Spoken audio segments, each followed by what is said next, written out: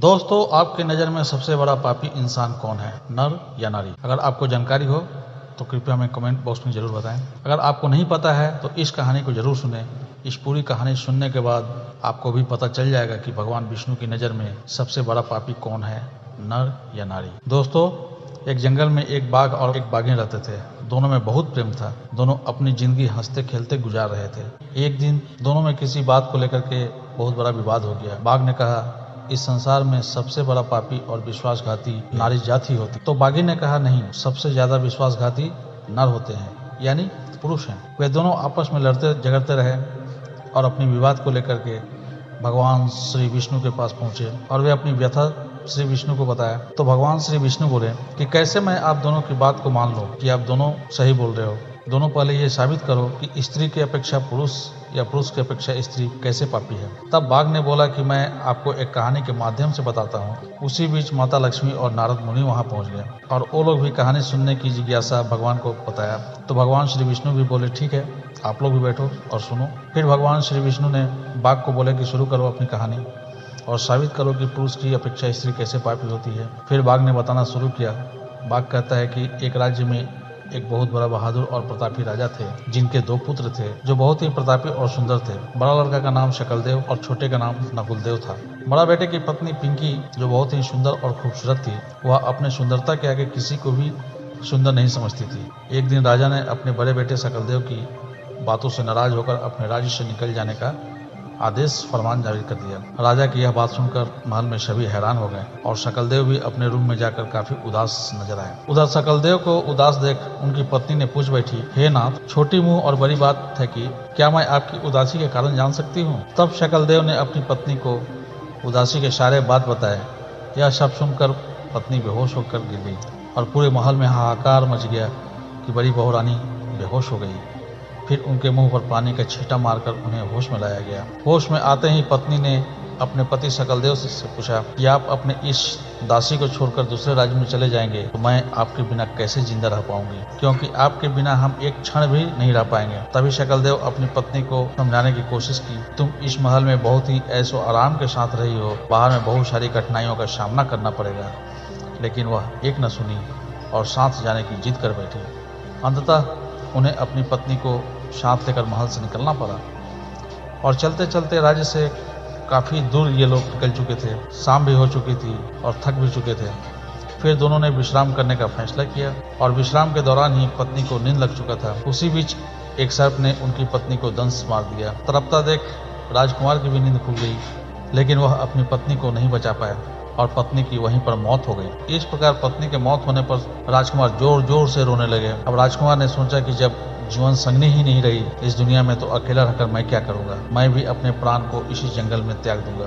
यही सोचकर राजकुमार अपनी पत्नी के शव के पास से उठता है और लकड़ियों को इकट्ठा करना शुरू कर देता है और रोते रोते कहता है, मैं भी अपनी पत्नी की चिता पर ही अपने शरीर को अग्नि के हवाले कर दूंगा, अपना शरीर को त्याग दूंगा। तभी स्वर्ग से एक देवदूत का वहाँ आगमन होता है और रोते हुए राजकुमार के पास जाते हैं। पूछते हैं कि तुम क्यों रो रहे हो? तुम्हारी पत्नी का स्वर्गवास हो गया, तुम्हारी पत्नी का मौत हो गया, इसलिए तुम रो रहे हो। तुम यह जानते हो कि यह विधि की विधान है, तुम्हारी पत्नी की मौत ऐसे ही लिखा गया था, इसे कोई नहीं टाल सकता है। फिर भी तुम अपनी तकलीफ बताओ, हो सके मैं तुम्हारा कुछ मदद कर सकूं। फिर राजकुमार ने कहा, महाराज, मैं एक राजा का पुत्र हूँ और मेरी एक गलती पर मेरे पिता ने मुझे राज्य छोड़ने को कहा था और उनकी आज्ञा का पालन करते हुए राज्य को छोड़ने का फैसला किया, परंतु मेरी पत्नी मेरी अनुपस्थिति को सहन नहीं कर पा रही थी और उसने मुझसे आग्रह किया कि मैं भी आपके साथ चल पड़ूं, जो अभी अपनी मौत को गले लगा चुकी है। अब राजकुमार की सारी बातें सुनकर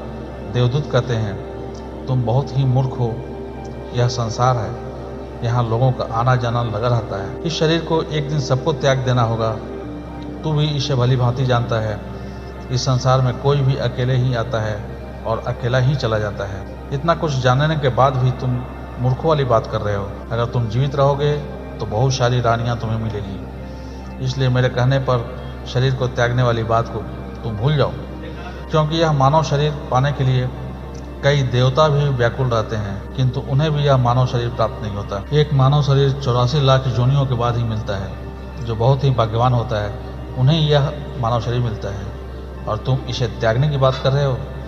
यह शब्द देवदूत की बातों को सुनकर राजकुमार ने देवदूत से बोले, महाराज आपकी बातें 100% सत्य है, किंतु ऐसी पवित्रता पत्नी हमें किसी भी जन्म में नहीं मिलेगी, इसलिए मैं इसके साथ ही मरूंगा। राजकुमार के विचार को सुनकर देवदूत समझ गए कि यह अपने पत्नी के बिना जीवित नहीं रह सकता।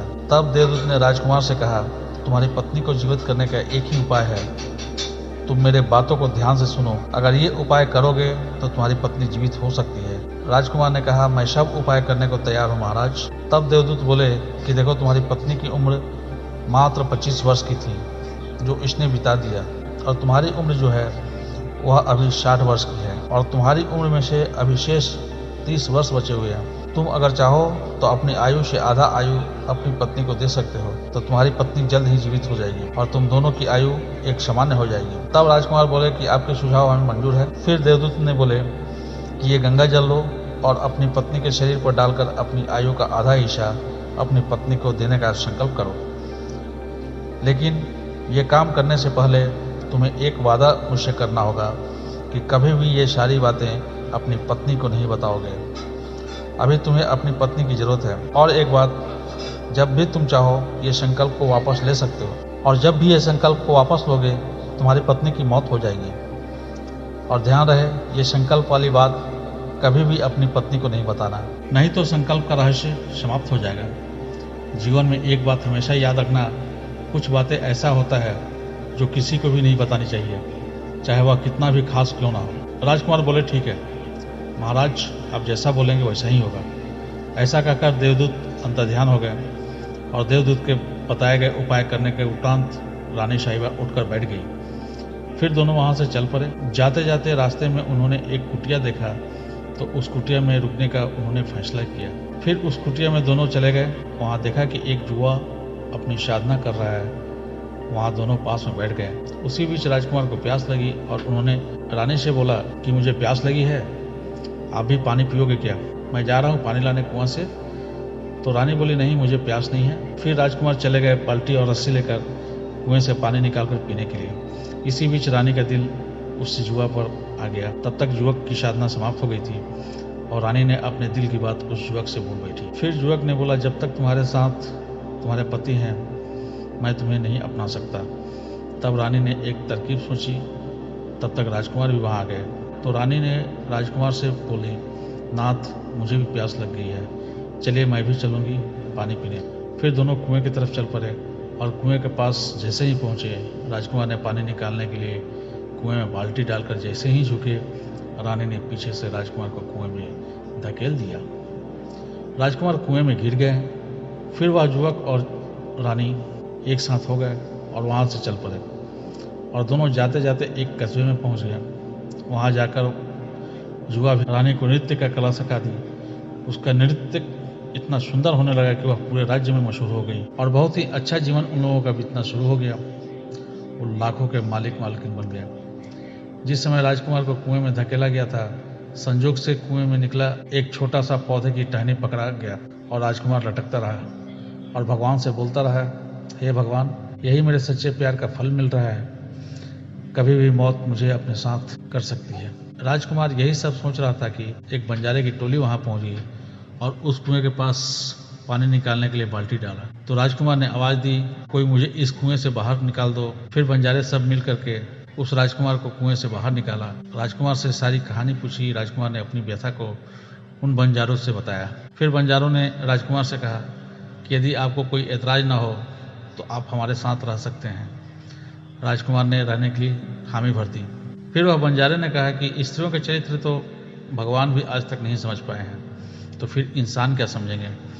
फिर राजकुमार उन सभी बंजारों के साथ रहने लगे, और एक दिन ये सभी उस कस्बे में पहुंच गए जहां वे युवा भिक्षुक और नृत्यांगना रहते थे। वहां राजकुमार ने कुछ दिनों तक रुकने की अपनी इच्छा जाहिर किया, तो बंजारे ने मंजूरी दे दी।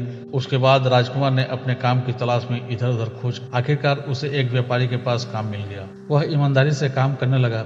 व्यापारी ने उस राजकुमार का मेहनत और ईमानदारी देख अपना सारा कारोबार उस राजकुमार को सौंप दिया। एक दिन की बात है, उस राज्य के राजा के यहाँ एक समारोह की तैयारी चल रही थी, और समारोह में राजा ने सभी बड़े बड़े व्यापारियों को आमंत्रित किया था, तथा उस समारोह में राजकुमार भी शामिल हुए। कार्यक्रम शुरू हुआ तो वह दृश्य देखकर राजकुमार के पैरों तले जमीन खिसक गई। उन्होंने देखा कि यह तो मेरी पत्नी है जो यहाँ नृत्य कर रही है। अंत में नृत्यांगना का नृत्य समाप्त हुआ। सभी दर्शक ने कुछ न कुछ उसे उपहार दिया। राजकुमार ने भी अपनी अंगुली से अंगूठी निकालकर दे दिया। उसमें हीरे जड़े हुए थे। जब यह अंगूठी उसने देखी तब वह समझ गई कि यह तो बहुत ही अनर्थ हो गया। मेरा पति अभी जिंदा है, अब तो वह मुझे नहीं छोड़ेगा, मुझे मार ही देगा। फिर उसने सोचा कि मैं अभी इतना अच्छा नृत्य कर गाने सुनाऊंगी ताकि राजा हम पर मोहित हो जाए और मुझे बुलाकर हमें मुंह मांगा उपहार देने की बात कर बैठे। और हुआ भी कुछ ऐसा ही। राजा अति प्रसन्न होकर नृत्यांगना को बुलाया और मुंह मांगी इनाम मांगने को कहा। तब नृत्यांगना ने राजा से कही, इस महफिल में मेरा एक चोर है, उसे आप फांसी की सजा सुना दो। राजा ने कहा, ठीक है, कौन है वो चोर, उसे मेरे समक्ष हाजिर करो। तभी नृत्यांगना ने राजकुमार का हाथ पकड़ा और राजा के समक्ष खड़ा कर दिया और राजा ने अपने सिपाहियों को आदेश दे डाला कि इसे जल्लाद के पास ले जाया जाए और इसे मौत दिया जाए। तभी व्यापारियों को इस बात का पता चला। वह दौड़ा राजकुमार के पास पहुंचा और राजकुमार से पूछा कि तुमने सही में चोरी किया है क्या? तो राजकुमार ने अपनी सारी कहानी उस व्यापारी को बताया। तब व्यापारी ने सभी व्यापारियों को बुलाया और कहा कि राजकुमार के साथ अन्याय हो रहा है, हम सब मिलकर राजा के पास चलते हैं और राजा को बोलते हैं कि वह न्याय करे, नहीं तो हम सब राज्य छोड़कर चले जाएंगे, क्योंकि हमारा मुनीम निर्दोष है। हमारा मुनीम का कहना है कि राजा सिर्फ एक बार नृत्यांगना को हमारे समक्ष प्रस्तुत कर दें। फिर उस नृत्यांगना को राजकुमार के सामने प्रस्तुत किया गया और राजकुमार ने राजा को बोले, राजा साहब, ये कुल्टा औरत जो हम सब के समक्ष खड़ी है, ये कोई और नहीं बल्कि ये मेरी पत्नी है, जो बीच रास्ते में मुझे पानी पीने के बहाने कुएं के पास ले जाकर मुझे कुएं में धकेल दी थी और एक भिक्षुक के साथ भाग गई थी। तब नृत्यांगना ने बोली, नहीं राजा साहब, ये झूठ बोल रहा है अपनी मौत की डर से। अगर मैं झूठ बोल रहा हूँ तो बोलिए कि इसे हाथ में गंगा जल लेकर के बोले कि मैं रास्ते में जो इसे दिया हूँ मैं इसे वापस कर रही हूँ और अपने संकल्प को मैं वापस ले रहा हूँ। जैसे ही संकल्प को वापस लिया, नृत्यांगना की मौत हो गई और महफिल में हाहाकार मच गया। नृत्यांगना के मौत होने से राजा बहुत चिंतित हो गए। फिर राजकुमार ने सारी कहानी को सुनाई कि मैं एक राजा का पुत्र हूँ और ये मेरी पत्नी थी। अपनी सारी कहानी राजा को सुनाई। उसके बाद राजा ने अपनी पुत्री का विवाह उस राजकुमार से कर दिया। इस प्रकार बाघ ने बोला कि अब आप ही बताएं भगवान कि इस संसार में ऐसे घिनौना काम करते हुए स्त्री पापी हुई कि नहीं। यह सब सुन भगवान श्री विष्णु ने बाघिन को बोले कि क्या तुम साबित कर सकती हो कि स्त्री की अपेक्षा पुरुष ही पापी होता है? तब बाघिन बोली कि हाँ, मैं भी एक कहानी के माध्यम से साबित कर सकती हूँ। तो भगवान विष्णु बोले, ठीक है, सुनाओ। तब बाघिन ने अपनी कहानी सुनाना शुरू की और बोली कि एक गांव में एक सेठ रहता था जो बहुत ही धनवान था, किंतु उसके सबसे बड़े पुत्र को जुए की लत थी और वह हमेशा जुआ खेलता रहता था। ये सब देख सेठ बहुत ही चिंतित रहा करता था और यही चिंता सेठ का मृत्यु का कारण बन गया। लेकिन उसके पुत्र ने जुआ खेलना बंद नहीं किया, बल्कि सेठ के मरने के बाद और ज़्यादा वह जुआ खेलने लगा, जिस कारण वह सब कुछ अपना जुए में हार गया और वह गांव से कहीं दूर जाने लगा। इसी बीच रास्ते में उसे प्यास लगी और एक सेठ के घर जा पहुंचा और बोला कि मुझे एक गिलास पानी मिलेगा क्या, मुझे बहुत प्यास लगी है। तब सेठ ने बोला, तुम कौन हो और कहाँ से आए हो, क्या करते हो? तब उस लड़के ने कहा कि मैं एक व्यापारी हूँ और अपने व्यापार के सिलसिले में बाहर जा रहा हूँ। मुझे बहुत जोर की प्यास लगी थी, जो आपका घर देखकर मैं यहाँ पानी पीने चला आया। पानी पीकर मैं चला जाऊँगा। फिर सेठ ने कहा, तुम किस प्रकार के व्यापारी हो? तब लड़के ने बोला कि मैं अपना व्यापार का सामान लेकर लौट रहा था। इसी बीच समुद्र में एक तूफान आया और मेरा पूरी पूंजी, मैं अपने आप को बहुत ही मुश्किल से बचा पाया। अगर आप मेरी कुछ मदद कर दें तो आपके ऊपर बहुत बड़ा एहसान होगा। तब सेठ ने बोला, हाँ, क्यों नहीं, तुम मेहनती भी हो, जुआ भी हो, क्या तुम मेरी पुत्री से विवाह करोगे? वह युवक खुश हो गया, मानो कि उसको अब लाखों की लॉटरी लग गई हो। वह विवाह के लिए राजी हो गया और सेठ ने अपनी पुत्री का विवाह उस युवक के साथ कर दिया और बहुत सारे सामानों के साथ अपनी पुत्री को विदा किया। दोनों घर से निकले। चलते चलते एक जंगल में पहुंच गए। वहां युवक ने अपनी पत्नी को बोला कि तुम एक काम करो, अभी हम जंगल में आ चुके हैं, तुम अपना गहना सब एक जगह कर हमें दे दो, मैं संभाल कर रख लूँगा, क्योंकि यहाँ चोरी होने की संभावना बहुत ज़्यादा है। लड़की भी उसकी बातों पर विश्वास कर सारे गहनों को उतार कर उसे दे दिया। इस तरह उस युवक ने सारे गहनों को एक थैले में रख लिया और उस दासी को पहले मार दिया जो उसकी पत्नी के साथ उसकी देखभाल करने आई थी, और अपनी पत्नी को भी कुएं में धक्का देकर गिरा दिया ताकि वह भी मर जाए। पत्नी मरी नहीं और वह कुएं में से आवाज़ देना शुरू की, बचाओ बचाओ बचाओ। उस कुएं के बगल से एक रास्ता था, जिस रास्ते से एक व्यक्ति जा रहा था। उसने एक औरत की आवाज़ सुनी तो जिस तरफ से आवाज़ आ रही थी उस तरफ वह आदमी गया, देखा कि कुएं में एक लड़की गिरी है। कुएं से निकाला और उसकी आप बीती उससे सुनी। फिर उसने उस लड़की को उसके पिता के घर पहुंचा दिया। उसके पिता ने लड़की से पूछा, सच बताओ तेरे साथ क्या हुआ? तब लड़की ने बोली, पिताजी हम सब जा रहे थे, रास्ते में एक जंगल मिला, वहाँ पर कुछ चोरों ने हमारे ऊपर हमला कर दिया, दासी को मार डाला और हमें कुएं में गिरा दिया, और उनका तो पता नहीं। फिर बाघिन ने बोली कि हे भगवान, अब आप ही बताएं कि दुष्ट और पापी कौन है, अब न्याय आपके ही हाथों में है। तब श्री भगवान विष्णु बोले कि दोनों की बातों को बहुत ही ध्यानपूर्वक सुना हूँ, और मेरे नज़र में ना ही पापी कोई पुरुष है और ना ही कोई औरत। अगर कोई पापी है तो उसका गिरी हुई सोच है। वीडियो आपको कैसा लगा? अच्छा लगा तो कमेंट करके जरूर बताएं।